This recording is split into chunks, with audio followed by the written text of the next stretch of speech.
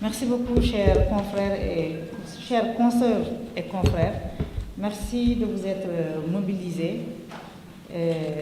massivement. Il y a une information de dernière minute qui vient de tomber. Ça concerne le recours que des députés de la coalition Taxawu Sénégal avaient introduit concernant la nouvelle loi sur le Conseil national de régulation des médias CNRM. Le Conseil constitutionnel a délibéré le 7 avril et on peut dire que le législateur a coupé la poire en deux. Le Conseil constitutionnel rejette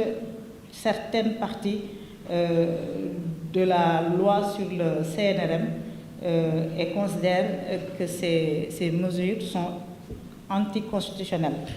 On est en train d'étudier le document, l'information vient de tomber, je vous en parle pour que ce soit intégré et pris en compte. Je vais rapidement vous lire la conclusion du Conseil constitutionnel, qui décrète, article 1er, les tirés 3 et 4 de l'alinéa 4 de l'article 33 et l'alinéa 2 de l'article 31 de la loi adoptée sous le numéro 07-2026 par l'Assemblée nationale en sa séance du 3 mars 2026, séparables du reste du texte, sont contraires à la Constitution. C'est ce qu'on espérait et le législateur a abondé dans le même sens. Ensuite, sous les réserves d'interprétation énoncées alors là je suis à l'article 2, sur les réserves d'interprétation énoncées respectivement aux considérations 15, 24 et 26, l'article 41, la deuxième phrase de l'alinéa 3 de l'article 31, le groupe de mots est à la force publique contenu à l'alinéa 2 de l'article 34 et l'article 42 de la loi adoptée sous le numéro 7-2026 par l'Assemblée nationale en sa séance du 3 mars 2026 ne sont pas contraires à la Constitution. Alors, peut-être qu'on va y revenir un peu plus largement. Mu nekk une information de dernière minute boo xam ne léegi lañu ko jot xam ngeen bi ñu wotee fële ci Assemblée nationale la loi sur le CNRM bi war a remplacer le CNRA. Ñun dañoo demoon seeti ay député bu coalition Takku Wallu Sénégal ngir ñu déposer un recours et les non inscrits ngir ñu déposer un recours en inconstitutionnalité contre cette loi parce que dañoo jàpp ne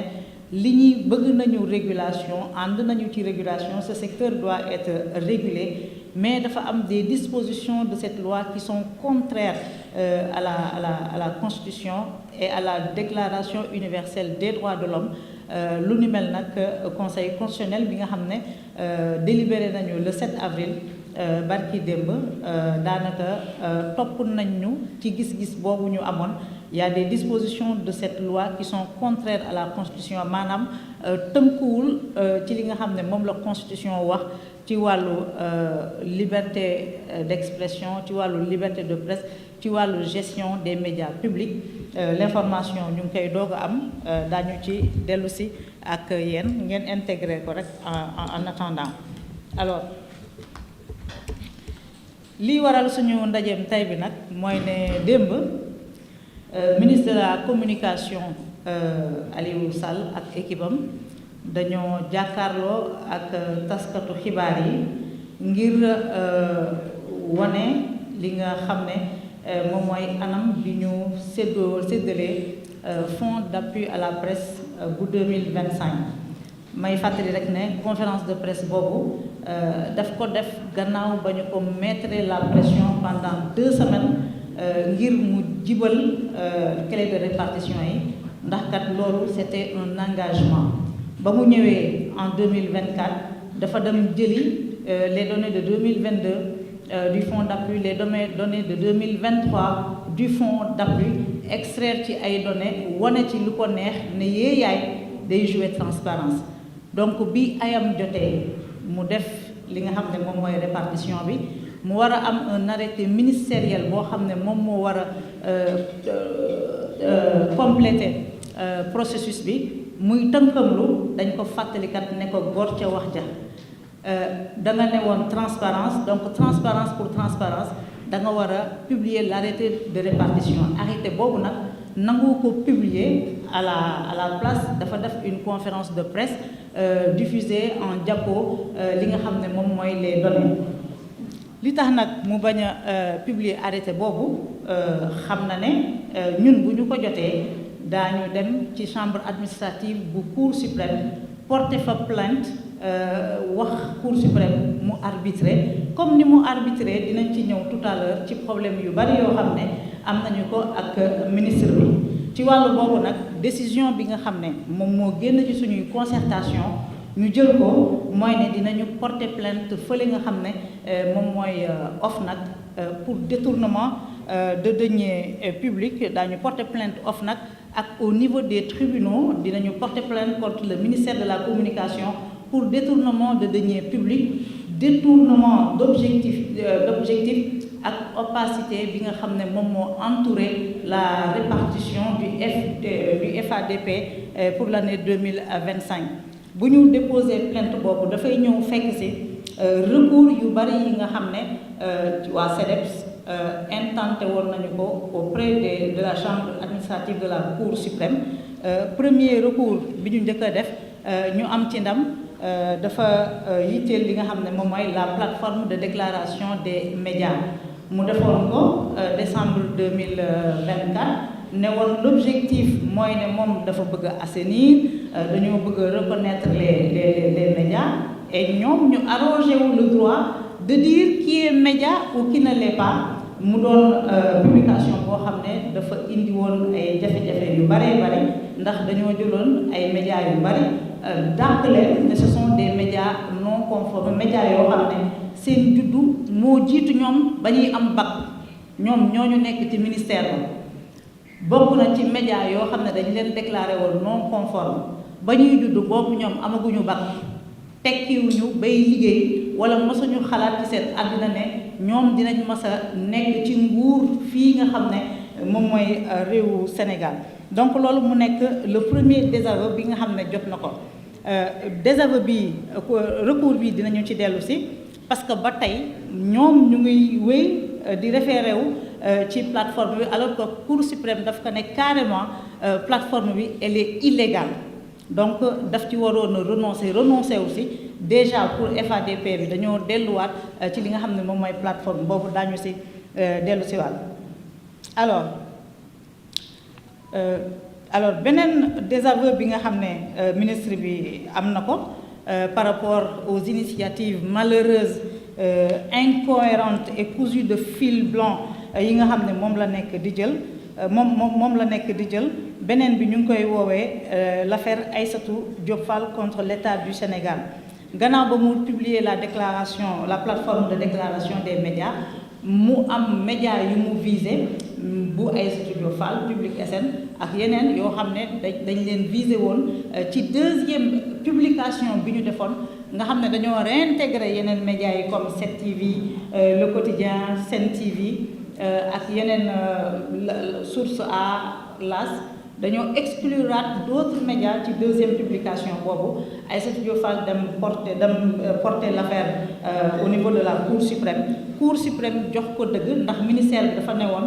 bépp média bu ñu déclaré non conforme dañ lay tere li nga xam ne moom mooy diffusion Cour suprême ne ko amloo ci benn droit mu nekkaat un second désaveu donc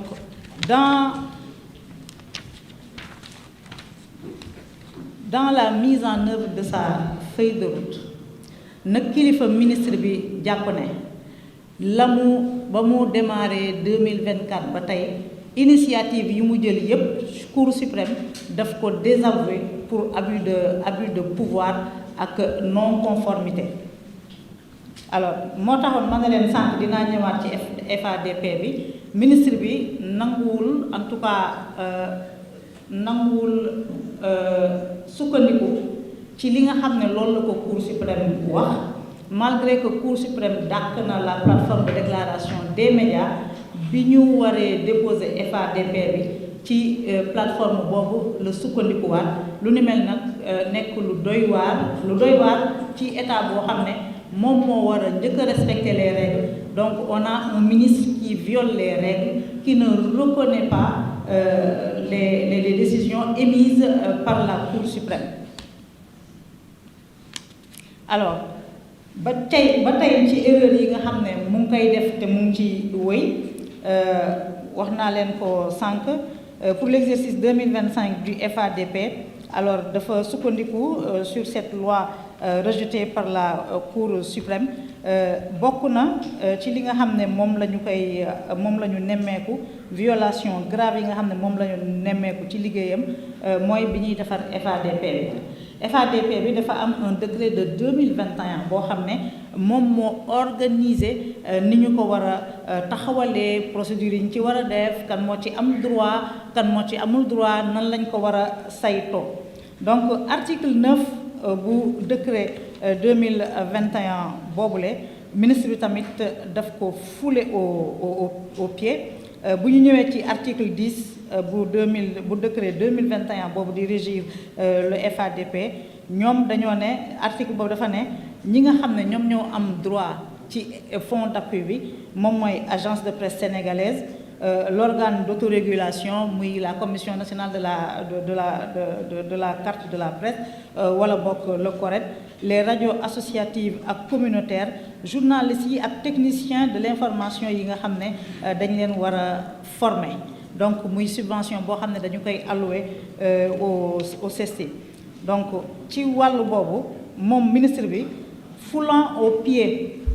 les règles du décret de 2021 daf ci dugal ay organes yoo xam ne ñu ngi nekk ci secteur public bu presse bu Sénégal. Alors agence de presse sénégalaise am na droit bénéficier aussi parce que agence de presse sénégalaise c'est un genre grossiste de l'information là, donc rôle boobu ñu ko jox jàpp nañu ne dañ ko ci war a subventionner mu recevoir une subvention de 190 millions. Donc agence de presse sénégalaise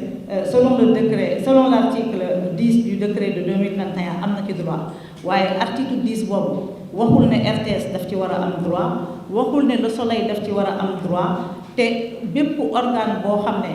dañ lay financer à travers le budget général de l'État du Sénégal dañ lay financer waruloo ci am droit. Donc on a été très étonnés même et très surpris ñu gis à la RTS mu jox leen 187 millions de francs CFA. nan la koy expliquer RTS dafa amoon problème pour mottali l'enveloppe bi nga xam ne moom la war a jëndee les droits de diffusion des matchs, ce qui est incongru, ce qui n'existe nulle part dans l'article 10 il n'est mentionné une quelconque subvention à la RTS. ñu ñëw ci Soleil bi nga xam ne dafa acquérir agence de distribution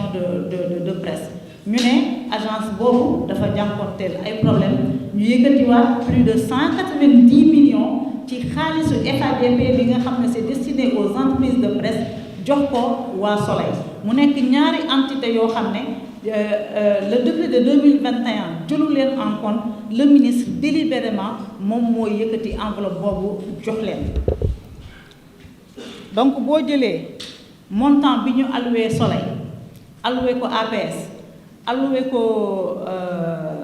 APS Soleil ak RTS, c'est presque 42% du montant total du fonds d'appui. ci fonds d'appui boo xam ne dañ ko jagleeloon la presse ak les entreprises de presse ak kuréel yi nga xam ne lim naa leen sànq. Donc avec ces montants reçus, Le Soleil capte na 29% de la subvention totale, l'APS ak le Soleil ak l'APS alors mu nekk des allocations yoo xam ne prévoiruñ ko woon ci enveloppe bile te tamit ñu war a xoolaat boo defee comparaison entre les montants globaux yi ñu jox par exemple la télévision jox ko la presse écrite jox ko la rajo montant yooyu boo ko totalisé ci pàcc bu ne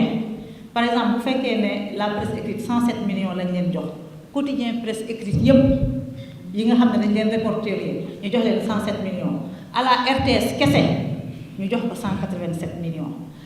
APS kese ñu jox ko 190 millions ba pare tegal ko ci beneen enveloppe 34 millions boo xam ne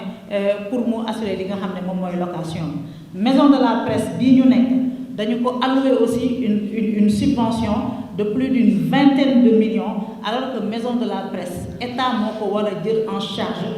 dans son budget général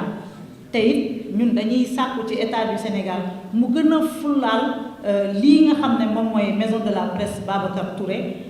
lii ñun ñëpp suñu patrimoine la suñu moomeel la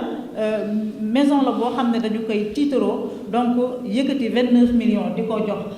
maison de la presse loolu néew na warul woon am non seulement warul woon am mais néew na te dafay wone un manque de considération criard de la part du ministère de la communication.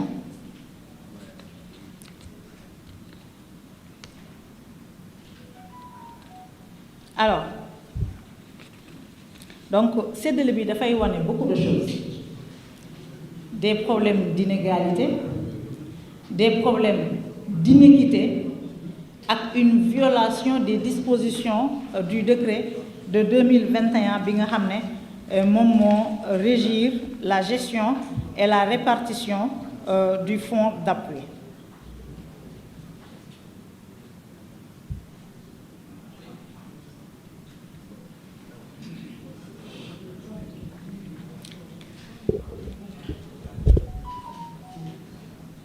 ñu ñëw ci li nga xam ne moom mooy lëndëm ak confusion yi ñu nemmeeku ci anam bi ñu répartir mbir male article 13 bu décret bi nga xam ne moom moo gérer moom moo régir le fonds d'appui ci bi muy énumérer pièces constitutives dossier de demande yi nga war a joxe article boobu dañoo violer les dispositions article 14 bu décret boobule ba tey dafa prévoir ne administrateur bu fonds d'appui bi qui est le directeur de la communication du ministère de la justice Abibou Dia moom bu jotee les demandes dafa war a envoyer aux médias des récépissés de dépôt ça n'a pas été fait parce que Abibou Dia moom moo dem RTS di fa def émission à l'occasion d'une émission mu annoncé ne dinañu tijji la plateforme pour le fonds d'appui 2025 ñuy toog di ko déglu informé wuñu nit ñi ñu toog ba le 25 décembre ci la ñuy doog a communiquer ne on a jusqu'au 27 décembre pour aller déposer ci li nga xam ne moom mooy fonds d'appui bi mu am ñoo xam ne dañoo dem def dépôt numérique mu am ñoo xam ne dañoo dem def dépôt physique boo jëlee ñi nga xam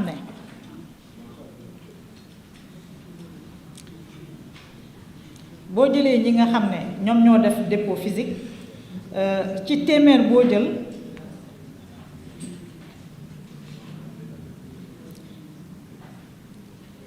ci téeméer boo jël fanweer ak juróom-benn yi ñoom ñoo mujjee mën a déposer ci ñi nga xam ne dañoo def dépôt je ne me trompe pas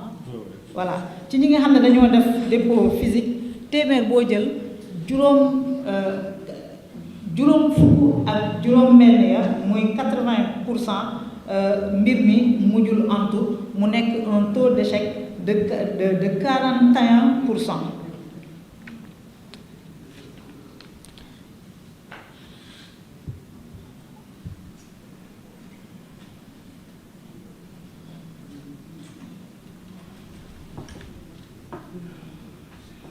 Alors CDEPS ñaan la RTS ñu ngi doog lu tax waa RTS ñëwuñu sax man j'ai pas compris démb ñu ngi woon ci conférence de presse bële alors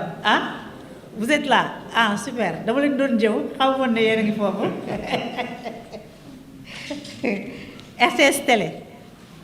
rajo non rajo da ngeen di ñëw waa télé lay waxal alors lii war a tukkee ci suñu waxtaanu tay bi mooy dinañu ester en justice visé wuñu les médias publics, ce sont des confrères qui font du service public, et parfois ñun ñii sax ñun ñooy médias privés on fait plus du service public parce que nous tous on est délégataires de service public. defe naa RTS ëppale wuñu ci dara ci li nga xam ne ñu ngi koy jëriñ ci wàllu service public. visé wuñu leen dañuy ñaax état du Sénégal mu gën a jàppale organes yooyu leen dañuy ñaax état du Sénégal mu yokk l'enveloppe de la subvention, waaye li nga xam ne nag moom la ñuy ñaawlu te mënuñu ko nangu mooy ci fonds d'appui boo xam ne ñoom ils sont pas éligibles à part l'APS ñu yëkkati presque 50% du fonds yëkkati jagleel leen ko li nga xam ne moom mooy la presse privée li mu ci waroon capté wu. donc lu ni mel dañ jàpp ne détournement d'objectif daf ci am, détournement de deniers publics daf ci am, parce que conseil de gestion bi nga xam ne moom la ñu wax ci décret 2021 moom moo war a saytu lépp lu jëm ci fonds d'appui bi jox ko ci des pouvoirs énormes.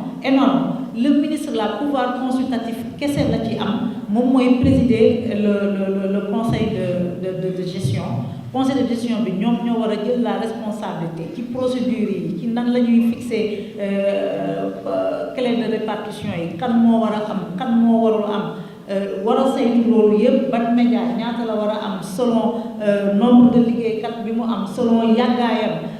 selon liggéey bi muy def ci wàllu service public, l'information politique, économique et sociale. Conseil de gestion boobule ñun dañ fa am ay représentants appel dafa am représentant ñun à un moment donné on a été obligé de nous retirer démb on n'a pas voulu que le représentant du CEDEPS Cheikh Thiam participer ci conférence de presse boobule parce que bëgguñu woon valider li nga xam ne moom mooy confusion yi ministre bi di entretenir anam bi mu violer les lois bëgguñu woon ànd ak moom ci loolu moo tax ñu demander à notre représentant de se retirer. waa appel ils sont membres du conseil de gestion daanaka daal nan lañu mbir bi ni ñu ko defee ministère bi moo tëju ak ay nitam ñu waxtaanee répartition bi nu mu leen neexee jox ku nekk lu leen neex amul benn respecté wul benn règle respecté wul les dispositions du décret ñu ñëw voilà informer le conseil de gestion alors que conseil de gestion bi moom moo war a nekk la charnière centrale moom moo war a def liggéey boobu yëpp lu ni mel moo tax ñu ne dañuy porter plainte li ñu yëkkati jox ko ay organes publics waruñu leen ko jox ñooñu ces organes là sont subventionnés ay problèmes de trésorerie yoo xam ne ces organes là dañu koy am nous ça ne devrait pas nous engager et la presse dite privée ne devrait pas en pâtir et c'est ce que le ministre de la communication loolu la def.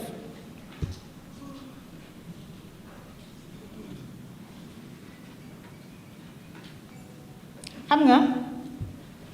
bu ñuy wax respecter la loi gouvernement moo ci war a gën a jiitu bu dee yow cour suprême daf la désavoué mënuñu comprendre nga nekk un représentant de l'État nga basé sa répartition FADP ci plateforme boo xam ne elle est illégale cour suprême daf ko jël xalam la ko ne la lii waroo ci basé wu c'est contraire à la constitution. lii le ministre bi def c'est-à-dire non respect des procédures non respect des dispositions de la loi et un manque de respect total vis-à-vis des membres de la Cour suprême parce que ay nit ñoo taxaw ñu étudier le recours pour abus de pouvoir mu ne la lii baaxul nga ñëw basé waat fa di entêté wu maintenant moom bu fekkee ne cëralul Cour suprême man jàpp naa ne kii di président de la République tëral na Cour suprême donc war na rappeler le ministre là à l'ordre. Je pense que c'est fini hein. Attends. Alors ma préciser benn affaire balaa question bi di ñëw bi ñuy ouvrir dépôt yi on a eu 2 jours ni ñu conditions yi ñu teg forcé nañu ko de sorte à ce que këru liggéeyukaay yi jànkoonteel ak ay jafe-jafe yëpp depuis 2024 mujj ñoo matal li nga xam ne moom mooy seen dossier li tey xel ci mbir mii dafa bari li ci tey xel bari nga je ne vous apprends rien vous avez tous lu la liste vous avez tous lu la clé eu des informations sur les clés de répartition répartition boo xam ne dañu ko def exclure si des médias yoo xam ne waruñu leen si woon exclure muy groupe GFM l'Observateur RFM TFM muy groupe Sen TV des médias Zik FM journal La Tribune muy E-Média rajo i-rajo ak E-Média muy 7TV muy l'enquête muy leeral muy le quotidien muy Sénégal 7 ak yeneen ñoo xam ne ñoom ci biir groupe ci parmi groupe boobu am na ñoo xam ne ils se sont dit c'est pas la peine on ne dépose pas et ils ont eu raison am na ñoo xam ne ils ont déposé jotuñu benn explication jotuñu benn motif d'exclusion leur dossier n'ont pas été pris en compte am na ñoo xam ne nag ñoom sax taxaw nañ ci sama cas et je rappelle que l'information qu'ils ont donnée hier c'est pas une info c'est moi qui ai donné cette information man maa ne aw ma liñ ma laaj pour ay cutis aw ma ko je ne voulais pas déposer c'est Abibou Dia moo ma woo ne ma déposer li nga am man moo leen jox information boobu voilà je m'étonne que le ministre ñëw bu ko utiliser comme un argument le ministre li mu def ci li nga xam ne moom mooy suñu secteur boo ko def secteur boobu dina jaaxaan ñun sax dañoo dëgër ñun sax dañoo am le sens du sacrifice ñun sax dañoo bëgg lu ñuy def am passion ci lu ñuy def ba bépp moyen boo xam ne da nga ko utiliser pour galgal ñu pour sonal ñu mbaa pour noppiloo ñu ñun dinañu fexe ba contourner ko situation bii am tey ba nga xam ne beaucoup de médias dañoo nekk dans l'impossibilité de compléter leur dossier la cause c'est le ministère de la communication ak la circulaire adressée au ministère direction générale du secteur public et parapublic par le premier ministre Ousmane Sonko au mois de mars 2024 circulaire boobu mu ci doon wax ne lépp luy convention lépp luy contrat lépp luy jëflante ci wàllu partenariat boo xam ne pàccu nguur gi am nañu ko avec les médias nañu ko dakkal lépp luy paiement bu ñu leen war a def nañu ko dakkal lii moo jur situation bii ñu nekk di jànkonteel l'État du Sénégal ses structures publiques et parapubliques yoral ñu xaalis boo xam ne ce sont des créances dues les tâches ont été exécutées ñu toog bañ ne duñ ñu ko fay ba ñu paree ci première étape boobu ñu lancé Aliou Sall mu ne dafay ñëw di teg plateforme déclaration des médias waxoon nañu ko ne sa lii baaxul Cour suprême wax na ko c'est arrivé un peu plus tard mais au moins la Cour suprême nous a donné raison ba tey waa ji Aliou Sall di continuer ci travail de sap bi nga xam ne mu ngi koy def contre les entreprises de presse ba pare nag di ci viser yeneen entreprise de presse et mu li ci mujjee mooy FADP bi na mu ko defee bu ñu nee ils ont demandé aux impôts à l'IPRES et autres là de nous faire des facilitations man de mon expérience personnelle je dis que c'est faux il n'y a eu aucune facilitation et donc à l'impossible nul n'est tenu on va pas miser le peu qu'on a war koo suturlawoo war koo fonctionner war koo fayee ay salaire ñuy jël di ko dem di joxe parce que dañoo bëgg li nga xam ne moom mooy FADP donc li mu wax démb bari na confusion bari na ay contre-vérité et quand il dit que moom ses portes sont ouvertes je dis que man je le défie et ñi toog fii ñëpp Mamour on a déposé une demande d'audience suite à l'interview du chef de l'État il n'a jamais répondu il n'accepte pas de nous recevoir des membres de la société civile dem nañ fa il n'a pas accepté donc je pense que c'est pas ma prérogative man bu dépendroon ci man on ne va plus le rencontrer maintenant je suis dans une organisation ma voix ne compte pas voilà compte pour peu mais on s'inscrit en faux contre les déclarations yi nga xam ne moom def na ko démb na ngeen retenir nag ne dinañu déposer plainte à l'OFNAC auprès des tribunaux contre le ministère de la Communication pour détournement de fonds, détournement d'objectifs et non-respect des procédures et du décret 2021. Merci.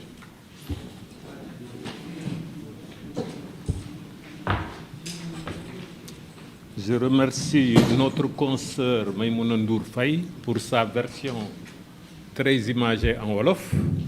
et également la lecture par Mahmoud Wane de la version française. Ce que je voudrais dire avant de vous donner la parole, c'est que le régime de la troisième alternance politique, depuis qu'il est en place, vise